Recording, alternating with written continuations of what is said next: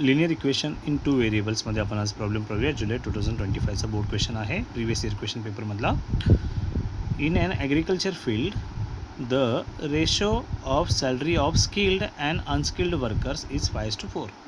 Okay, एका agriculture फील्डमध्ये शेताच्या जमिनीवर काम करणारे लोक आहेत, त्यांचे स्किल्ड आणि अनस्किल्ड लेबरची सॅलरी किती आहे? 5:4 रेशोमध्ये. वर्कर्सला रेशो ऑफ सॅलरी 5:4 आहे.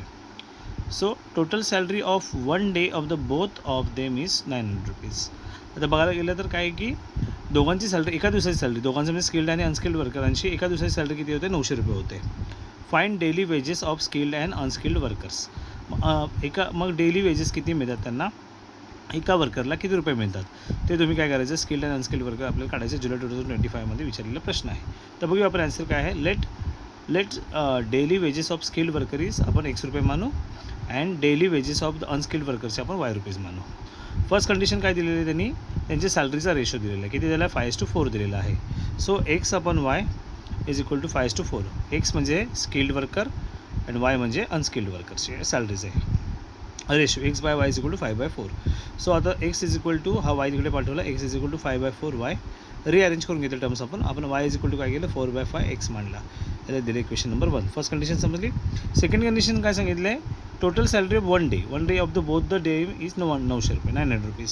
सो X प्लस Y दोघांची सॅलरी एकत्र केली, X प्लस Y ॲड केलं तर आपल्याला किती रुपीज मिळतात? एका दिवसाचे 900 रुपीज मिळतात. क्लिअर आहे. सो त्याला आपण काय दिलं? इक्वेशन नंबर 2 कन्सिडर केलं. So put Y is equal to 4/5 is equal to X. Equation number 1 जे आहे इन इक्वेशन 2 यामध्ये ॲड करू आपण. मग आता काय करायचं? आपल्याला Y रिप्लेस करायचं आहे 4/5 Xने. So X plus 4/5 X is equal to 900. याचा LCM काढला. 5 इंटू X 5X प्लस 4, डिनॉमिनेटरमध्ये 1 आहे, हा 4X into 1, 4X into 1 divide by 5 into 1 5. बरोबर. हा कसा असणार इथे? X upon 1 plus 4/4X upon 5. Clear. So याचं क्रॉस मल्टिप्लिकेशन, याचं क्रॉस मल्टिप्लिकेशन, याचं cross multiplication. Clear. So LCM काय? 5X प्लस 4X इंटू 1 म्हणजे 4X झालं divide by 5 is equal to 900. So 5X plus 4X divide by 5 जे आहेत ते आपण पलीकडे पाठवले. सो इथे 5X plus 4X is equal to 900 into 5 होणार. सो हे टोटल झाले 9X. So 9X is equal to 900 into 5. So हे 9 आपण जे आहे तिकडे डिनॉमिनेटरमध्ये पाठवले, कारण आपल्याला Xची व्हॅल्यू पाहिजे. So X is equal to 900 into 5 divide by 9. 9 1 9, 9 1 9, 9 0 0, 900 of 900, 900 of 900. So X is equal to 100 into 5, 500 rupees. सो Xची व्हॅल्यू मिळालेली आहे आपल्याला. म्हणजे X म्हणजे काय मिळालेलं आहे आपल्याला? X आपलं म्हणजे काय? Daily wages of the skilled workers आपल्याला मिळाले आहे 500 रुपीज.